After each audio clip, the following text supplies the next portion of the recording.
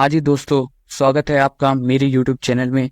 आप देख रहे हैं दोस्तों डीएलएड पाठशाला, जिसे डीपी पाठशाला। तो दोस्तों हम लोग थर्ड सेमेस्टर का डीएलएड बीटीसी का कंप्यूटर का सब्जेक्ट पढ़ रहे हैं और आज हम लोग की क्लास 9th है।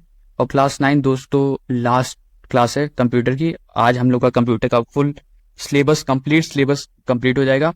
इससे बाहर का मैं आपको गारंटी देकर के वो बता रहा हूँ, इससे बाहर आपको एक क्वेश्चन नहीं पूछा जाएगा।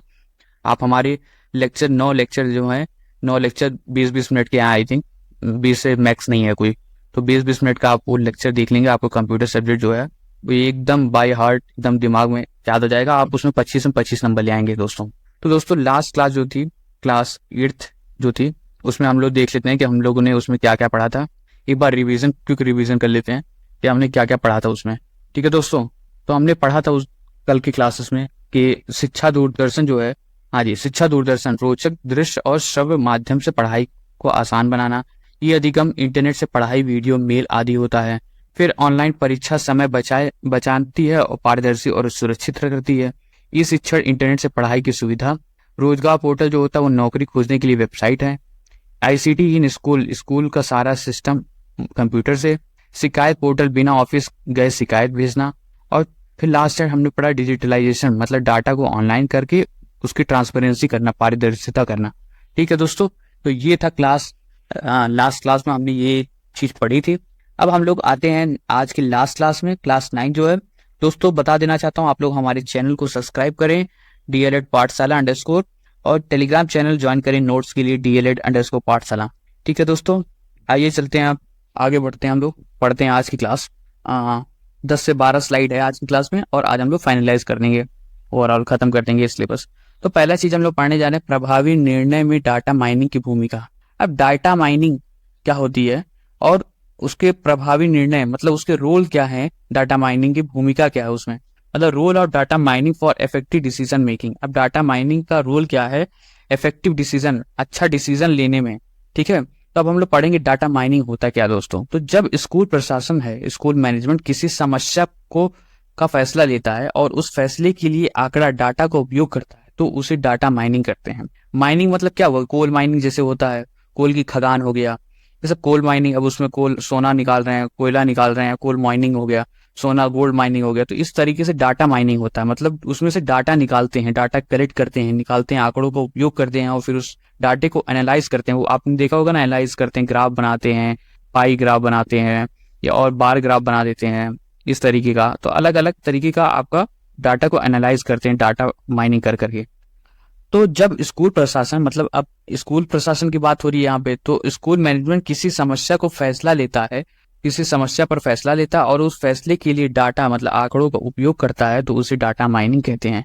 इसका मतलब है कि जो डाटा हमारे पास है उसे अच्छे से खंगाल कर, मतलब एनालाइज कर कर निर्णय लेना। जो डाटा हमारे पास है उसे अच्छे से खंगाल कर एनालाइज करके उसका पे निर्णय लेना, उस पर सोल्यूशन देना, उस पर डिसीजन, ये डाटा माइनिंग होता है। जैसे कि किताब बांटने, बुक डिस्ट्रीब्यूशन देखना है आपको, परीक्षा परिणाम, एग्जाम रिजल्ट, नामांकन, एडमिशन, छात्रवृत्ति, स्कॉलरशिप, इन सब विषयों में डाटा माइनिंग से बेहतर निर्णय लिया जा सकता है। डाटा माइनिंग से इन सब विषयों में बेहतर निर्णय, बेहतर डिसीजन लिया जा सकता है। यह सारा डाटा डिजिटल रूप में होना चाहिए ताकि इंटरनेट से सब कुछ देख सकें। ये सारा जो डाटा है वो फाइल में नहीं होना चाहिए, एक कंप्यूटर में होना चाहिए।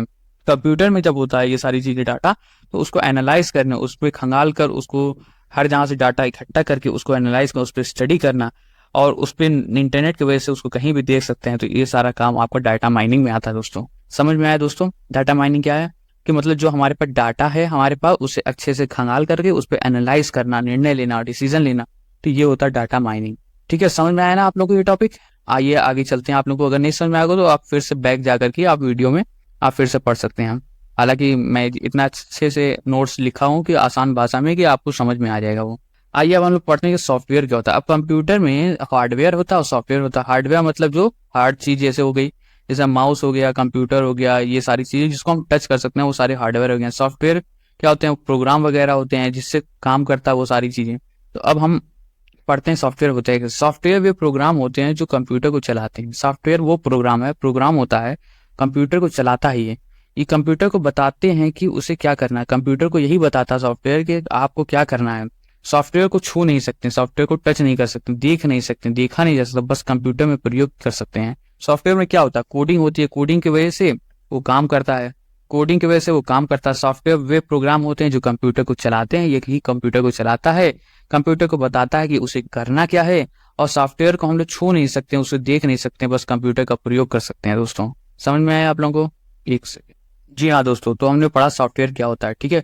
अब सॉफ्टवेयर के हम लोग देखते हैं प्रकार क्या क्या होते हैं, सॉफ्टवेयर के टाइप्स क्या क्या होते हैं। तो सॉफ्टवेयर के आपके 3 प्रकार होते हैं। सिस्टम सॉफ्टवेयर में आपका आता है ऑपरेटिंग सिस्टम, फिर आता है जी हाँ दोस्तों, तो सॉफ्टवेयर के प्रकार में हम लोग देखते हैं सॉफ्टवेयर के प्रकार कितने होते हैं। तो एक होता है सिस्टम सॉफ्टवेयर और एक होता है एप्लीकेशन सॉफ्टवेयर। अभी हम आगे जाकर के उसको पढ़ेंगे। दूसरा जो होता है वो एप्लीकेशन सॉफ्टवेयर होता है। तो सिस्टम, ये हो गया सिस्टम सॉफ्टवेयर, ठीक है दोस्तों। तो सिस्टम सॉफ्टवेयर होता क्या है, सिस्टम सॉफ्टवेयर में ऑपरेटिंग सिस्टम हो गया। सिस्टम सॉफ्टवेयर में आपका हो गया ऑपरेटिंग सिस्टम। ऑपरेटिंग सिस्टम मतलब ओएस। ओएस मतलब जैसे आप देखते होंगे लैपटॉप या कंप्यूटर आपके पास अगर होगा या आपके बड़े किसी के पास होगा तो उसमें ऑपरेटिंग सिस्टम होता है। जैसे विंडोज हो गया, मैक हो गया, एप्पल का अगर वो प्रोडक्ट है तो उसमें मैक होता है, लिनक्स हो गया, उबुंटू हो गया। इस तरीके से कई सारे ऑपरेटिंग सिस्टम होते हैं। ऑपरेटिंग सिस्टम एक होता है। फिर उसके बाद से आता है, अब जैसे आपका मोबाइल है, मोबाइल में एंड्रॉयड होता है ना, एंड्रॉयड एक ऑपरेटिंग सिस्टम है। फिर आता है लैंग्वेज सिस्टम, लैंग्वेज सिस्टम एक होता है। फिर आता है यूटिलिटीज। ये तीनों चीज जो है वो आपके सिस्टम सॉफ्टवेयर है। समझे दोस्तों? तो समझ में आया ना दोस्तों? ऑपरेटिंग सिस्टम क्या होता है? ऑपरेटिंग सिस्टम जो होता है वो एक मास्टर सॉफ्टवेयर होता है जो हार्डवेयर और यूजर, हार्डवेयर जो होता है जैसे माउस हो गया, कीबोर्ड हो गया, मॉनिटर हो गया, ये सब हार्डवेयर हो गए जिसको हम छू सकते हैं। तो हार्डवेयर और यूजर के बीच में इंटरफेस का काम करता है। यूजर जो है मतलब जो यूज करता है, या एप्लीकेशन, इन दोनों के बीच में कोई एप्लीकेशन उन दोनों के बीच में इंटरफेस का काम करता है, मतलब एक दूसरे से कम्युनिकेशन करवाता है, चीजों को समझाता है। तो वो सारी चीजें ओएस का काम होता है, समझे। ओएस एक मास्टर सॉफ्टवेयर होता है जो हार्डवेयर यूजर एप्लीकेशन के बीच इंटरफेस का काम करता है। इसका क्या काम होता है? प्रोसेस करना, मेमोरी, डिवाइसेस, फाइल्स आदि का मैनेजमेंट करना इसका काम होता है, ठीक है। और ये एक जीयूआई मतलब ग्राफिकल यूजर इंटरफेस प्रोवाइड करता है, ग्राफिकल यूजर इंटरफेस। और एक होता है कमांड सीएलआई। ये इंपॉर्टेंट नहीं है, बस आप लिखने के लिए लिख सकते हैं। जीयूआई और सीएलआई के माध्यम से ये एक इंटरफेस देता है, मतलब यूजर को दिखाता है कि क्या चीज हो रहा है। इसी तरीके से लैंग्वेज सिस्टम जो होता है ये एक सॉफ्टवेयर प्रोग्राम को कोड लिखने के लिए यूज होता है, मतलब कोड लिखना, ट्रांसलेट करना और उसको एग्जीक्यूट करने में मदद करता है। इसी का काम होता है लैंग्वेज सिस्टम। मतलब आप जैसे आपने पढ़ा होगा हायर अगर क्लास में कोई है जो कंप्यूटर से बीटेक या कुछ उसने कोर्स किया हो, बीसीए किया हो, ट्रिपल सी किया हो, तो उसको पता होगा कि कंप्यूटर में कोडिंग होती है। मतलब जैसे सी होता है, C++ लैंग्वेज होता है, जावा लैंग्वेज होता है, पाइथन होता है, तो ये सारे कोडिंग होते हैं। तो उसी तरीके से लैंग्वेज सिस्टम जो है ये इन कोडिंग को, कोड को लिखने और ट्रांसलेट करने, कंप्यूटर को अब वो कोड को ट्रांसलेट करने जिससे कंप्यूटर समझ सके कि वो कोड करना क्या चाहता है, उसको एग्जीक्यूट करना, उसको रन करने की मदद करता है। इसके बारे में डीपली आपको पढ़ने की जरूरत नहीं है, जो मैं बता रहा हूँ बस इतना ही आप लिख दीजिएगा कि ऑपरेटिंग सिस्टम होता है, लैंग्वेज सिस्टम होता है, यूटिलिटीज होते हैं। यूटिलिटीज में क्या होते हैं एक बार मैं ओवरव्यू आप लोगों को दे देता हूँ एक बार ऐसे ही, कि ये एक सहायक टूल होता है जो सिस्टम में मेंटेनेंस, सुरक्षा और ऑप्टिमाइजेशन के लिए उपयोग होता है। मतलब कि ये एक सहायक टूल होता है, ये हेल्प करने वाला टूल होता है जो सिस्टम में मेंटेनेंस कोई भी चीज मेंटेन करना हो, खराब हो गई है तो उसको चेक करना, उसको सुरक्षा करना। जैसे एंटीवायरस वगैरह होते हैं, वायरस हो जाता है ना लैपटॉप में, कंप्यूटर में, पेन ड्राइव में, तो एंटीवायरस उसके होते हैं जिससे उसको वायरस किल कर दिया जाए, तो उसको सुरक्षा प्रोवाइड करना, ऑप्टिमाइजेशन करना, ये सारी चीजें आपकी यूटिलिटीज में आती हैं। एग्जाम्पल अगर कभी लिखने के लिए आ सकता है तो आप लिख दीजिएगा कि ऑपरेटिंग सिस्टम में हमने जैसे आपको बताया विंडोज हो गया, लिनक्स हो गया, एंड्रॉयड हो गया, मैक हो गया, मैक ओएस, ये सारी चीजें आपके ऑपरेटिंग सिस्टम के एग्जाम्पल हो गए। लैंग्वेज सिस्टम में अगर आपसे पूछा जाए एग्जाम्पल तो आप बता देंगे जावा, जेडीके। एक सेकेंड मैं लिख देता हूँ, हाँ जी। तो लैंग्वेज सिस्टम में अगर उसने पूछा जाएगा तो आप जावा लिखेंगे, जावा, जेडीके, ठीक है दोस्तों। सी लिख देंगे या C++ लिख देंगे, ठीक है, पाइथन लिख देंगे, ठीक। ये सारी चीजें आपके लैंग्वेज सिस्टम में आ गई। फिर तीसरा आता है यूटिलिटी टूल्स। यूटिलिटी टूल्स जो होते हैं, यूटिलिटी टूल्स में क्या क्या आते हैं? यूटिलिटी टूल्स में आप एग्जांपल लिखेंगे, आपने देखा होगा सीसी क्लीनर हो गया आपका, विनजिप हो गया जिप फाइल बनाने के लिए, एंटीवायरस हो गया, ठीक है। तो ये सारे आपके हो गए यूटिलिटी टूल्स, ये सारे हो गए यूटिलिटी टूल्स। आइए अब लोग आगे चलते हैं नेक्स्ट चीज में। तो दो प्रकार के सॉफ्टवेयर होते हैं, सिस्टम सॉफ्टवेयर, एक होता है एप्लीकेशन सॉफ्टवेयर। अब हम दूसरा टॉपिक पढ़ेंगे एप्लीकेशन सॉफ्टवेयर क्या होता है। अब एप्लीकेशन सॉफ्टवेयर क्या होता है, ये रेडीमेड सॉफ्टवेयर होते हैं। रेडीमेड सॉफ्टवेयर होते हैं, इनका काम क्या होता है, कस्टमाइज सॉफ्टवेयर होते हैं। इनका काम होता है कि कोई भी प्रॉपर एप्लीकेशन को उसको रन करना जिससे उससे काम कराया जा सके। जैसे MS ऑफिस है, अब MS ऑफिस में आपके माइक्रोसॉफ्ट ऑफिस, इसमें MS वर्ड आता है। MS वर्ड का क्या काम है, MS वर्ड में आप टाइपिंग कर सकते हैं, डॉक्यूमेंट बना सकते हैं, लिख सकते हैं, लेटर लिख सकते हैं, कहानी लिख सकते हैं, कुछ भी लिख सकते हैं। तो वो डॉक्यूमेंट बनाने के लिए हुआ। स्लाइड बनाने के लिए हमने आपको पढ़ाया था MS power point, Microsoft power point use होता है। प्रेजेंटेशन अगर आपको बनाना है दोस्तों तो उसके लिए स्लाइड का इस्तेमाल होता है। तो स्लाइड्स आपके MS पावर पॉइंट में बनती है। फिल्मोरा हो गया, फिल्मोरा क्या है, एक वीडियो एडिटिंग टूल है। अब कोई भी चीज अगर ऑपरेशन आपको करना, वीडियो एडिटिंग करनी है आपको, अब जैसे मैं वीडियो अगर बनाता हूँ चैनल के लिए आपके लिए, तो फिल्मोरा से मैं एडिट कर लेता हूँ।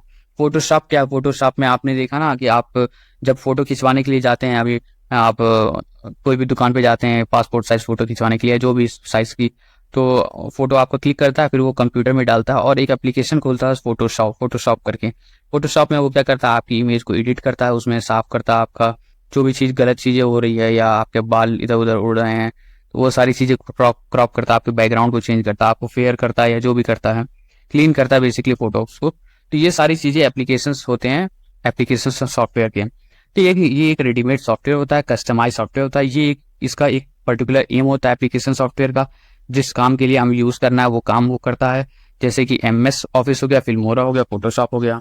इसके बारे में अगर दोस्तों और आपको लिखना है तो आप लिख सकते हो कि एप्लीकेशन सॉफ्टवेयर जो होता है वह प्रोग्राम होते हैं जो यूजर और विशिष्ट कार्य करने के सहायक करते हैं। यूजर को कोई कार्य, विशिष्ट कार्य मतलब कि पर्पस जो होता है उसका, वो कार्य करने की सहायता करते हैं। ये जो होता है ऑपरेटिंग सिस्टम के ऊपर चलते हैं, ऑपरेटिंग सिस्टम के ऊपर चलता है और सीधे यूजर की जरूरत को पूरा करता है, जो यूजर की जरूरतें होती हैं उसको पूरा करता है, समझे। जैसे सामान्य कार्यों के लिए उपयोग करता है या किसी विशेष कार्य या इंडस्ट्री के लिए बनाए जाते हैं सॉफ्टवेयर। अब आप जैसे मोबाइल में आप लोग देखते होगे ना, तो मोबाइल में ढेर सारी ऐप होते हैं। एंड्रॉयड तो मैंने बता दिया, एंड्रॉयड तो सिस्टम ऐप हो गया, OS। लेकिन एप्लीकेशन सॉफ्टवेयर में आप कई सारे ऐप होते हैं, आपका प्ले स्टोर आता है, कोचिंग इंस्टीट्यूट के ऐप आते हैं, वीडियो प्लेयर आते हैं, सारी चीजें आपके एप्लीकेशन सॉफ्टवेयर में आता है। ठीक है दोस्तों, आगे बढ़ते हैं हम लोग। कार्यालय कार्य में सूचना एवं संचार प्रौद्योगिकी। अब कार्यालय कार्य मतलब ऑफिस में आपका ICT का क्या काम है, सूचना एवं संचार प्रौद्योगिकी का क्या काम है। तो ICT की मदद से ऑफिस के सारे रिकॉर्ड होते हैं और फाइल कंप्यूटर में सुरक्षित रख सकते हैं। ICT की मदद से जो ऑफिस के जो सारे रिकॉर्ड होते हैं, फाइल होते हैं, जो कागज सारे होते हैं, डाटा होता है, आंकड़े होते हैं, उसको दोस्तों कंप्यूटर में सिक्योर कर सकते हैं। सूचनाओं की हार्ड कॉपी और सॉफ्ट कॉपी जैसे पेन ड्राइव, DVD दोनों में रख सकते हैं। आप कोई सूचना है, कोई भी डॉक्यूमेंट है, कोई भी रिकॉर्ड है, तो उसकी हार्ड कॉपी तो आपने पेपर में रखते ही थे फाइल में लगा करके। लेकिन सॉफ्ट कॉपी मतलब जो आप जिस कंप्यूटर में देख रहे हैं, तो वो सारी चीजें आप पेन ड्राइव में, DVD में रख सकते हैं स्टोर करने से। तो दो फाइल आपकी बन जाती है, एक हार्ड कॉपी और सॉफ्ट कॉपी, दोनों सिक्योर हो जाती है। अगर हार्ड कॉपी मान लीजिए आपकी जल गई या पानी में भीग गई या कुछ भी हो गया, तो आपके पास कम से कम सॉफ्ट कॉपी तो अवेलेबल है, डाटा सुरक्षित है आपका। तो इसलिए इसका ICT इन ऑफिस वर्क हो गया। अब हम पढ़ते हैं ऑफिस पैकेज के उपयोग क्या होते हैं। ऑफिस पैकेज जो होता है, MS ऑफिस जो होता है, MS ऑफिस माइक्रोसॉफ्ट ऑफिस होता है, वो पैकेज होता है ऑफिस पैकेज। तो ऑफिस पैकेज में क्या क्या होता है, जैसे कुछ चीजें हम बता देते हैं। MS वर्ड हमने अभी बताया ना, एप्लीकेशन सॉफ्टवेयर में पत्र लिखना, सूचना लिखना, रिपोर्ट लिखने में, ये सारी चीजों में MS वर्ड का काम आता है। MS एक्सेल आता है। अब जैसे बैंक वगैरह का काम जो होता है, जिसमें आप अगर आप कॉमर्स लिए होंगे, स्टूडेंट होंगे कॉमर्स के, तो आप बही खाता या जो भी चीजें आप बनाते होंगे, इंटरेस्ट वगैरह का टेबल होता है। बेसिकली ढेर सारे टेबल होते हैं, सेल होता है, कॉलम होता है, तो उसमें एक टेबल बनाते हैं, डाटा एनालिसिस किया जाता है, हिसाब किताब किया जाता है आपका, तो उसमें MS एक्सेल का प्रयोग किया जाता है। फिर आता है MS पावर पॉइंट, जैसे हमने आपको बताया, स्लाइड बनाने के लिए, प्रेजेंटेशन देने के लिए आपको पावर पॉइंट का यूज होता है। ठीक है दोस्तों, ये थे आपके ऑफिस पैकेज। और कौन कौन से टूल्स होते हैं और ऑफिस पैकेजेस में, डाटाबेस पैकेज टूल होता है। डाटाबेस पैकेज क्या करता है, आंकड़े को जमा करना और संभालना। अब जैसे कई सारे डाटा होते हैं, तो डाटा को स्टोर करने के लिए कहीं ना कहीं स्टोर करना पड़ता है ना। अब मान लीजिए रिकॉर्ड है कि मतलब हाँ, ये क्लास ये है, एक क्लास 2 है, ये क्लास 1 है, ये क्लास 3 है। अभी क्लास 1 में जो स्टूडेंट है उनके रोल नंबर हो गए, डाटा हो गया, उनका परसेंटेज कितना है, एड्रेस क्या है, फोन नंबर क्या है, पेरेंट्स की डिटेल क्या है। इसी तरीके से क्लास 2 की सारी डिटेल, क्लास 3 की डिटेल, तो ये सारी डाटा जो है वो कहाँ स्टोर होगा, एक डाटाबेस बनाया जाता है जो आंकड़े को जमा और संभालने के लिए होता है, मतलब वो आंकड़े को जमा करे, स्टोर करेगा और उसको संभाल करके सिक्योर तरीके से रखेगा, जिससे उसका उपयोग बाद में किया जा सकता है और वो लीक ना हो। ठीक है, आगे चलते हैं। Word processor. वर्ड प्रोसेसर क्या होता है? टाइपिंग और दस्तावेज डॉक्यूमेंट बनाने के लिए जो MS वर्ड का काम होता है वही वर्ड प्रोसेसर भी यही है। MS एक्सेस एक होता है डाटा को प्रेजेंट करना और स्टोर करने के लिए, डाटा को प्रेजेंट करने के लिए, डाटा को दिखाने के लिए और स्टोर करने के लिए MS एक्सेस का उपयोग होता है। ठीक है, इसका ऊपर ये इतना डिटेल में आपको जाने की नहीं जरूरत है, बस आप एक लाइन में बस लिख सकते हैं। अगर कभी पूछा जाए कि ऑफिस पैकेज में क्या क्या होता है, MS वर्ड बोल दीजिए, MS एक्सेल बोल दीजिए, पावर पॉइंट बोल दीजिए, डाटाबेस पैकेज हो गया, वर्ड प्रोसेसर होगा और MS एक्सेस हो गया, इस तरीके से बोल सकते हैं आप। ठीक है दोस्तों, आगे चलते हैं हम लोग नेक्स्ट टॉपिक पे, टेली कॉन्फ्रेंसिंग। हमने पढ़ा था ना टेली कॉन्फ्रेंसिंग क्या होता है, आइए हम लोग फिर से पढ़ लेते हैं। टेली कॉन्फ्रेंसिंग क्या है? टेली कॉन्फ्रेंसिंग मतलब दूर दराज बैठे लोग इलेक्ट्रॉनिक माध्यम से आपस में बात करें, इसे ही टेली कॉन्फ्रेंसिंग करते हैं। दूर दराज जैसे मीटिंग होती है तो दूर दूर लोग बैठे रहते हैं अपने, कोई इस शहर में है, कोई दूसरे शहर में, कोई किसी और देश में है, तो ये तीनों लोग या जितने भी लोग आप इलेक्ट्रॉनिक मीडियम से, इलेक्ट्रॉनिक इंटरनेट की वजह से और इलेक्ट्रॉनिक तकनीकों की वजह से आप एक साथ आपस में बातचीत करते हैं, एक मीटिंग होती है, उसी को टेली कॉन्फ्रेंसिंग कहते हैं। या 3 प्रकार की होती है, ऑडियो, श्रव्य जो होता है ऑडियो, दृश्य वीडियो और कंप्यूटर आधारित टेक्स्ट बेस्ड साधन। तो श्रव्य क्या होता है? आपका ऑडियो जो केवल आवाज वाली होता है, जिसमें केवल जैसे फोन हो गया, या जिसमें आपको चित्र नहीं दिखाई जा रही है, आपको वीडियो नहीं दिखाई जा रही है आगे की। फिर दूसरा था दृश्य, जैसे वीडियो के साथ आपने देखा होगा ना क्लास, कोरोना के टाइम में जूम पे क्लास हो रही थी, गूगल मीट पे क्लास हो रही थी, तो ये सारे आपके दृश्य वाले आ गए हैं, इसमें ऑडियो और वीडियो दोनों का उपयोग होता है। फिर कंप्यूटर आधारित जो टेक्स्ट बेस्ड होता है, जैसे चैट के रूप में चैट कर सकते हैं, जैसे व्हाट्सएप हो गया, तो ये सारी चीजें आपकी टेली कॉन्फ्रेंसिंग में आ जाती है दोस्तों। ठीक है, आइए अब हम लोग देखते हैं इसके फायदे क्या होते हैं। हम 3-4 स्लाइड्स और हैं, फायदे क्या क्या होते हैं बेनिफिट से टेली कॉन्फ्रेंसिंग के। समय और पैसे की बचत होती है, समय की बचत होती है क्योंकि आपको इधर से उधर जाना नहीं पड़ता है, और पैसे की बचत होती है, खर्चा बचता है। एक साथ कई जगह पर संवाद हो सकता है, अलग अलग जहाँ पे लोग बैठे हैं, अलग अलग जहाँ से एक साथ संवाद हो जाता है। बच्चे ज्यादा सीखते हैं, बच्चे से ज्यादा सीखते हैं, पढ़ाई में रुचि और प्रेरणा बढ़ती है, पढ़ाई में रुचि भी इससे बढ़ती है और प्रेरणा भी मिलती है बच्चों को। अब वीडियो कॉन्फ्रेंसिंग क्या होता है? वीडियो कॉन्फ्रेंसिंग वही हो गया जब कई लोग अलग अलग जगह पर बैठ करके वीडियो के जरिए जुड़ते हैं, अपना वीडियो कॉल के थ्रू जुड़ते हैं, तो इसी को वीडियो कॉन्फ्रेंसिंग करते हैं। जरूरत होती है वेबकैम। क्या क्या जरूरत होती है? वेबकैम मतलब एक कैमरा होता है जो आपके कंप्यूटर या किसी भी सिस्टम में लग जाता है इलेक्ट्रॉनिक डिवाइस में।